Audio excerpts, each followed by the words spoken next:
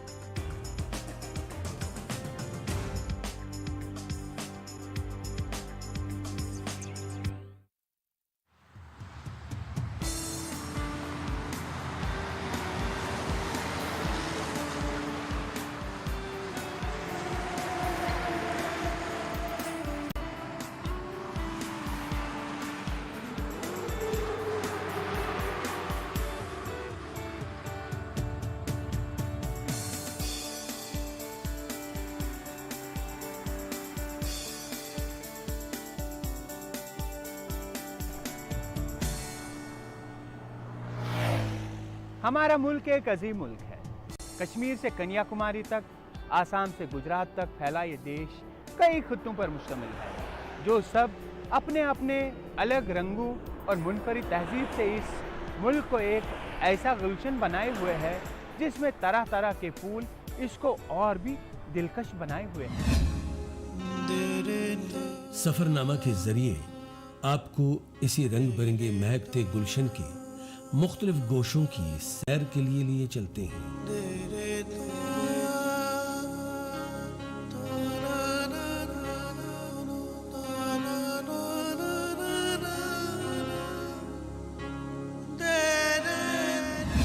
नाज़रीन, यूं तो मुल्क हिंदुस्तान शुमाल, जनूब, मगरिब, मशरिक हर सिमत में अपनी ख़ास रंगारंगी से सरशाद है, लेकिन राजस्थान की सरजमीन अपना एक ख़ास और मुनफरिद मकाम रखती है।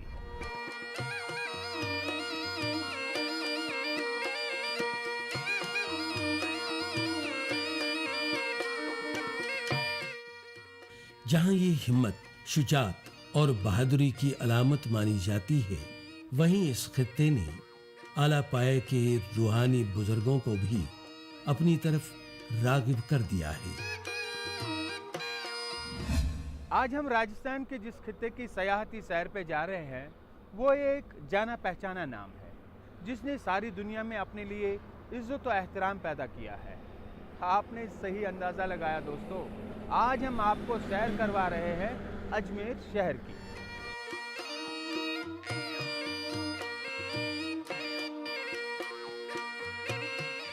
अजमेर राजस्थान का एक मशहूर व मारूफ शहर है जो अरावली पहाड़ों के बीच वाक़ा है, और यही पहाड़ अजमेर को थार रेगिस्तान की रेतली हवाओं से महफूज रखे हुए हैं।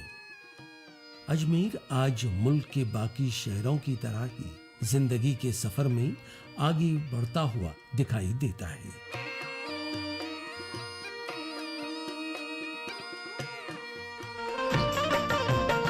अजमेर की सबसे बड़ी खसूसियत और पहचान है यहाँ ख्वाजा मोइनुद्दीन चिश्ती अजमेरी रहमतुल्लाह अलैह की दरगाह, जो हिंद के लोगों की अकीदत का मरकज बनी हुई है।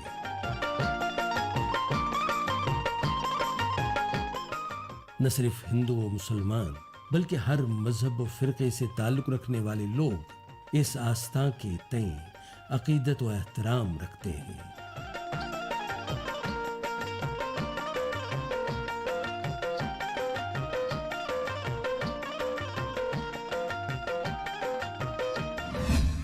कहा जाता है अजमेर पर 700 साल तक चेची गुर्जरों का राज रहा, जिनकी अच्छी खासी तादाद आज भी यहाँ पर रिहाइश पजीर है। 7वीं सदी ईस्वी के आखिरी अवामिल में अजमेर की रियासत चौहान राजपूतों की तहवील में चली गई, जो बाद में अरसे दराज तक अजमेर पर हुकूमत करते रहे।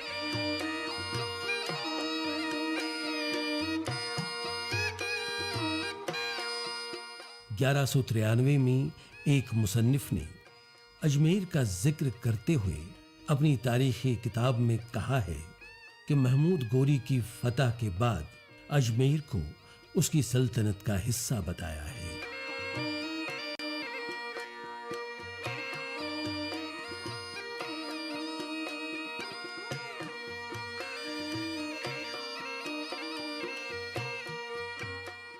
कहा जाता है कि अजमेर का असल नाम अजय मेरो यानी वो पहाड़ जो फतेह नहीं किए जा सकते, चूंकि अरावली पहाड़ जो अजमेर को रेगिस्तान की तमाजत और धूल से भरी खतरनाक हद तक गर्म रेतली आंधियों से बचाते हैं, गालिबन दुश्मनों और दीगर हमलावरों से भी इस इलाके को बचाते थे।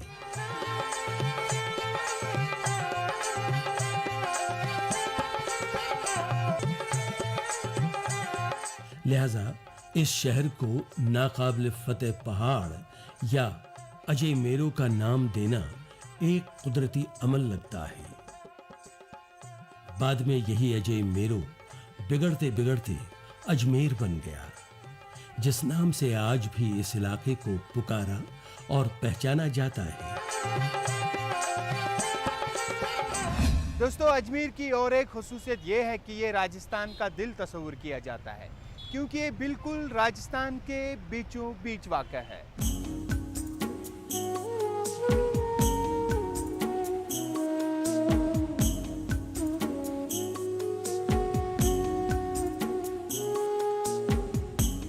अजमेर की सबसे बड़ी पहचान है दरगाह ख्वाजा मुईनुद्दीन चिश्ती अजमेरी रहमतुल्लाहि अलैह, जो सरजमीन हिंद की सबसे बड़ी दरगाह है, जहां लाखों करोड़ों लोग हाजिरी देना बाइस फ़ख्र समझते हैं।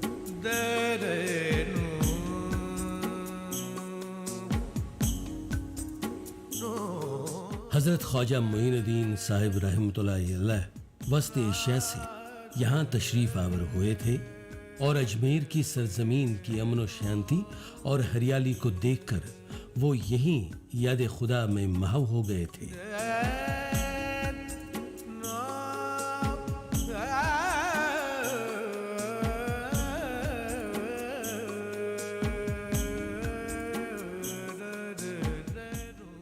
कई दहाइयों तक वो गोशा नशीनी इख्तियार करके रियाजत व इबादत में लगे रहे।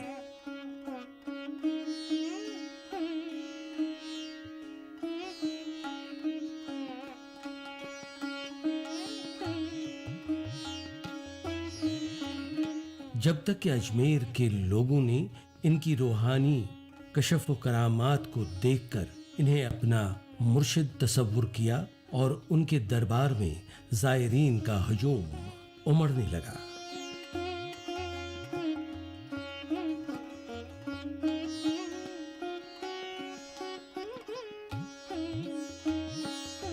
तो गरीब नवाज की ये भविष्यवाणी पहले से यहाँ मौजूद थी उस ज़माने में कि उत्तर दिशा से एक महान आत्मा आएगी और जिसको वो चाहेंगे राज करेगा।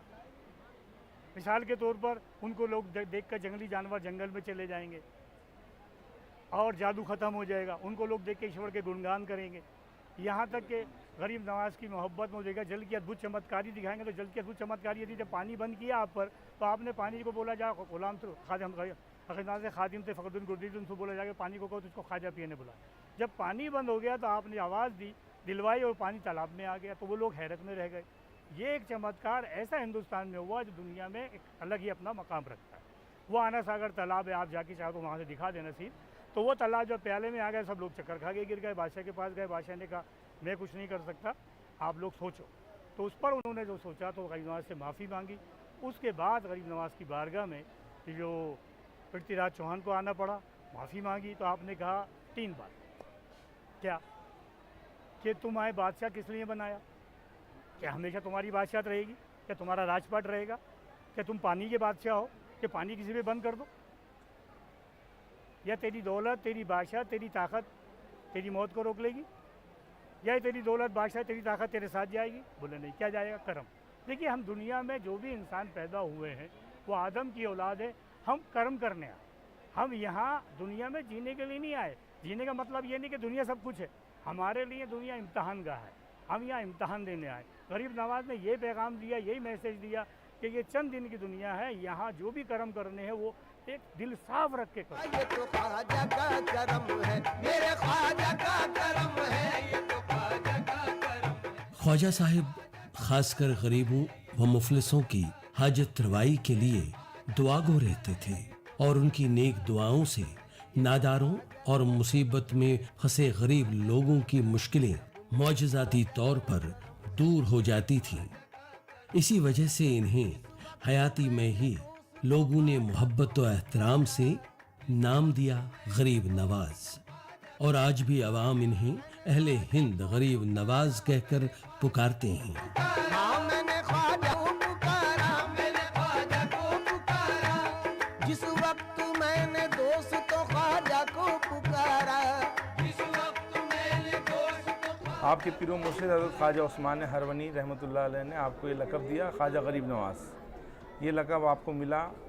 गरीब नवाज़ के पीरो मुर्शिद ने एक दिन ऐलान किया कि मेरे जितने भी मुरीद हैं सारे मुरीदों को बुला लिया जाए। जब मुरीद इकट्ठे हो गए तो मुरीदों से कहा कि मैंने मेरा जानशीन ज़ाहिर करना है और मेरे पास जो भी रूहानी पावर था, रूहानियत जो भी थी, मैंने आज मोइनुद्दीन को अता करना है।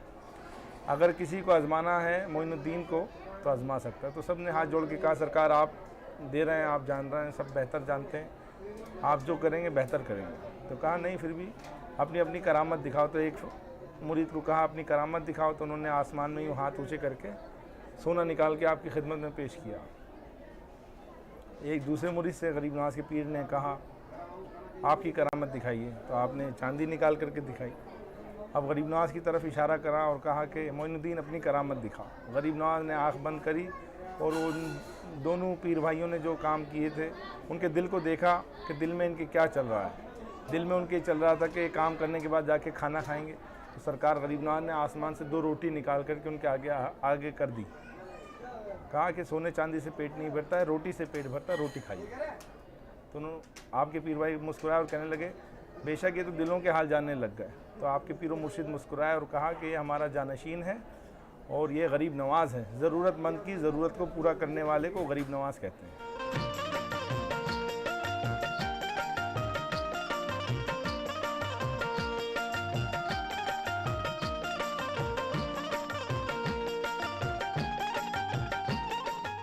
हज़रत ख्वाजा मुईनुद्दीन चिश्ती रहमतुल्लाह अलैह हिंदुस्तान में चिश्तिया मसलके के बानी भी माने जाते हैं।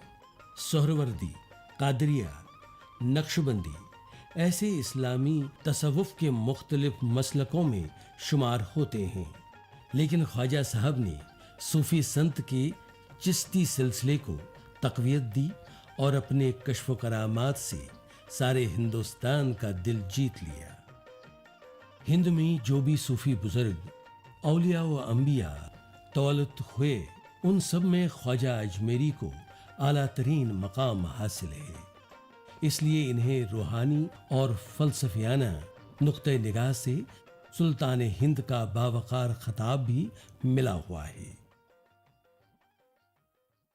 गरीब नवाज़ जब हाज़िरी देने गए रसूलुल्लाह सल्लल्लाहु अलैहि वसल्लम के रोज़े पे, तो आपको जब आपने सलाम पेश किया हुज़ूर सरकार दो आलम के रोज़े पे, अस्सलातु वस्सलाम अलैका या रसूलुल्लाह सल्लल्लाहु अलैहि वसल्लम, रोज़े में से आवाज़ आई वालेकुम अस्सलाम मोइनुद्दीन बहरुबल। गरीब नवाज़ के लिए आवाज़ आया रोज़े में से वालेकुम अस्सलाम मोइनुद्दीन बहरुबल, और कहा कि आप हमारी अता हैं, अताए रसूल हैं, आपको हमने हिंद अता किया, आप हिंद की तरफ जाएं। क्योंकि सरकार दो आलम सल्लल्लाहु अलैहि वसल्लम जब भी हिंदुस्तान की तरफ देखते थे तो मुस्कुरा दिया करते थे। तो सहाबियों ने हाथ जोड़ के अर्ज़ किया या रसूलल्लाह, हम हमेशा देखते हैं आप हिंदुस्तान की तरफ देखते हैं और मुस्कुराते हैं। तो कहा कि यहाँ पर हमारे चाहने वाले बहुत हैं। तो आपके जो सहाबी थे अर्ज़ किया सरकार हमको इजाज़त दें हम दीन की तबलीग के लिए जाएं। तो कहा कि नहीं, ये हिस्सा हमारे फ़र्जंद मोइनुद्दीन का है, ये हिस्सा हमारे फ़र्जंद ख्वाजा मोइनुद्दीन चिश्ती का। जब वो अजमेर शरीफ जाएंगे तो यहीं से उनको लक़ब अताए रसूल का मिला। सरकार दो आलम सल्लल्लाहु अलैहि वसल्लम ने आपको लक़ब दिया, सबसे बड़ी अता। हिंदुस्तान में वली बहुत सारे हैं, बुजुर्गान दीन हैं, मगर हिंदुस्तान सबसे पहले गरीब नवाज तशरीफ़ लाए। हिंदुस्तान में सूफ़िज़म की जो नींव है वो सरकार गरीब नवाज ने अपने हाथ से रखी है। इंसानियत का बोलबाला गरीब नवाज ने यहाँ पे डंका बजाया। सरकार दो आलम सल्लल्लाहु अलैहि वसल्लम का जो दीन लेकर के आए वो गरीब नवाज लाए। ला इलाहा इल्लल्लाह मोहम्मद रसूलुल्लाह की नींव ख्वाजा गरीब नवाज ने रखी, और किसी को आगे बढ़ के ये नहीं कहा कि तू मुसलमान हो जा। अल्लाह अल्लाह के रसूल ने आपके चेहरे पे वो नूर, वो कशिश दी थी कि जो भी आपका चेहरा देखता था खुद ब खुद कहता था ला इलाहा इल्लल्लाह मोहम्मद रसूलुल्लाह।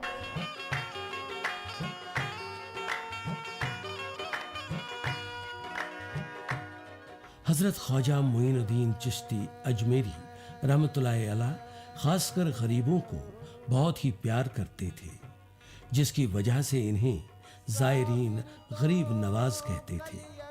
लेकिन इनकी दरबार में समाज के सभी तबकों से ताल्लुक़ रखने वाले लोग आते रहते थे, जिनमें अमीर, गरीब, छोटे बड़े सब शामिल रहते थे। जो ख्वाजा बसे अजमेर, मैं इस हैरत में पड़ी, कलियर जाऊं या अजमेर। ख्वाजा साहब के मुरीदों में अजीम मुगल बादशाह शहनशाह अकबर भी शामिल थे, जो ख्वाजा साहब के दरबार में नंगे पांव चलकर आ जाते थे। कहा जाता है कि बहुत देर तक उन्हें कोई औलाद नसीब न हुई, लेकिन जब वो ख्वाजा गरीब नवाज के हुजूर में हाजिर होकर मिन्नत समाजत करते रहे तो ख्वाजा साहब की दुआए खैर से उन्हें शहजादा सलीम, लाला बदख्शां जैसी औलाद नसीब हुई। अकबर बादशाह जो थे, ख्वाजा गरीब नवाज, सरकार गरीब नवाज के सिलसिले से एक बुज़ुर्ग गुजरे हैं, ख्वाजा सलीम चिश्ती, जिनका आस्थाना आगरा में है, जो अकबर बादशाह के मुर्शिद हैं। जब आगरा में जब उनके पास सलीम चिश्ती के दरबार में अकबर बादशाह गए और कहने लगे आपके मुर्शिद से कि हज़रत मेरे पास सब कुछ है, मगर मेरे पास औलाद नहीं है, तो आपके पीर ने हुक्म दिया कि आप अजमेर शरीफ जाएं और वहाँ जाएं जहाँ सबको मिलता है। हमको भी वहीं से मिला है, आपको अगर कुछ चाहिए तो वहाँ जाएं, और वहाँ राजा बन के ना जाएं, वहाँ पर फ़कीर बन के जाएं। तो राजा बन के नहीं बल्कि फ़कीर बन के आगरा से वो अजमेर तक पैदल चल के आए। गरीब नवाज के आस्थाने पे यहाँ पर आकर के उन्होंने शब्बेदारी करी, हाज़िरी करने के बाद दुआ मांगी और कहा कि या गरीब नवाज, मैं आपके आस्थाने पे हाज़िर हूँ और मेरे पीर के हुक्म से मैं यहाँ आया हूँ, मैं यहाँ से औलाद को लेकर के जाऊँगा। तो जोधा और अकबर दोनों यहाँ 1 साल रहे, अजमेर में यहीं पर रहे, यहीं से उन्होंने हिंदुस्तान की बागडोर संभाली और 1 साल तक दोनों यहीं रहे और यहीं से उनको सलीम अता हुआ। तो यहाँ से जब वो लेकर के गए तो जोधा के गोद में बच्चा सलीम था, यहीं से लेकर के वो गए। गरीब नवाज ने खाली नहीं लौटाया उनको।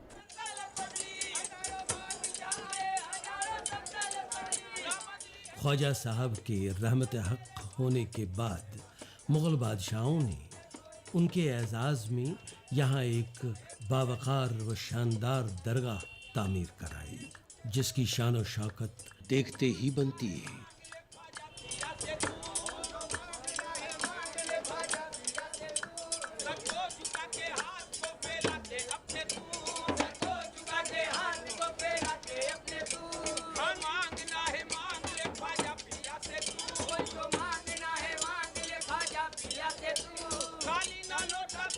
आज करोड़ों की तादाद में हिंदुस्तान, बरे-सग़ीर हिंद व आलम के दूसरे ममालिक से ज़ायरीन व अक़ीदतमंद साल भर यहाँ ज़ियारत के लिए आते रहते हैं और यहाँ आकर अपने मन की मुरादें पाते हैं।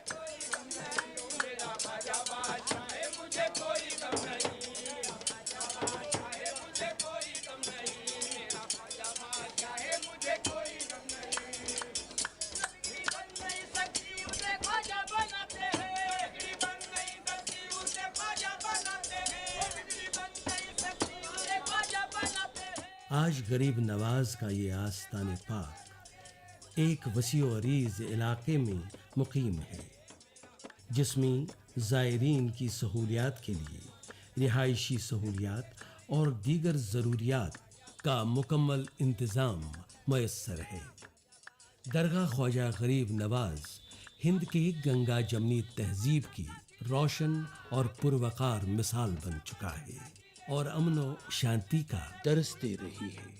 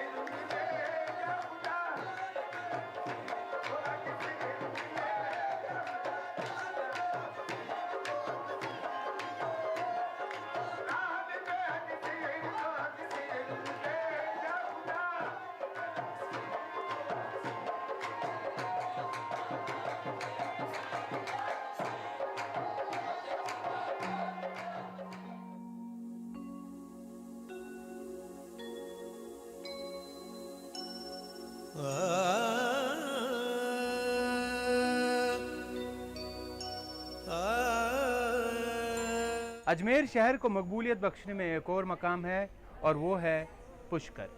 पुष्कर हिंदू मत से ताल्लुक़ रखने वाले लोगों के लिए मजहबी लिहाज से बहुत ही मुतबरक है।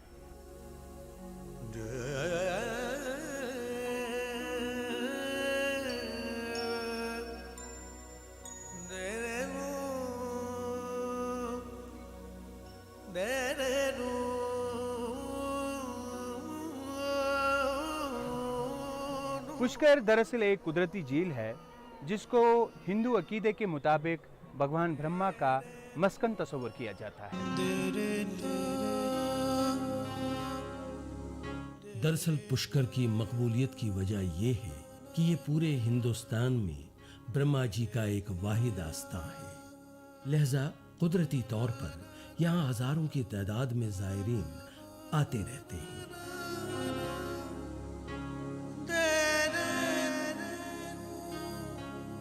पुष्कर राज जो है सब तीर्थों का गुरु कहलाता है। गंगा सब तीर्थों की माँ है।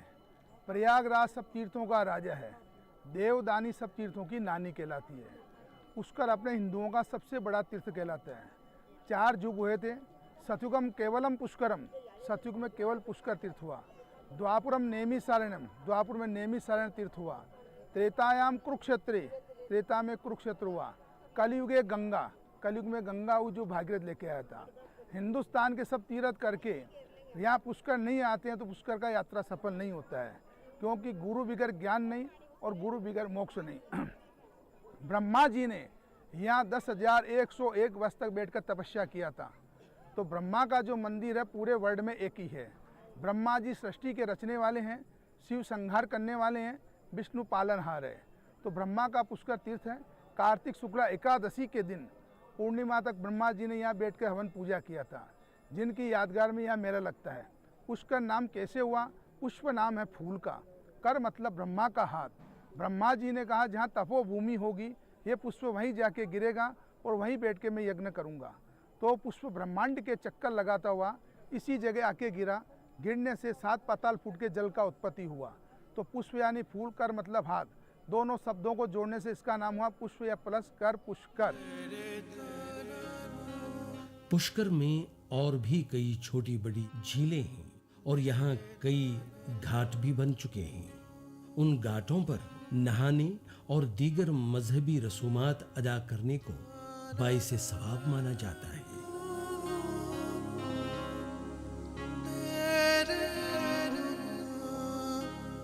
पुष्कर को सारी दुनिया में मशहूर कराता है यहाँ लगने वाला सालाना पुष्कर मेला, जिसमें लाखों की तादाद में ज़ायरीन और सयाह हिस्सा लेते हैं।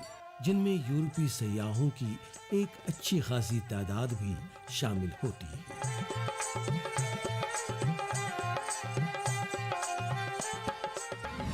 नाजरीन, सफ़रनामे की आज की निशस्त ख़त्म करने की दीजिए इजाज़त।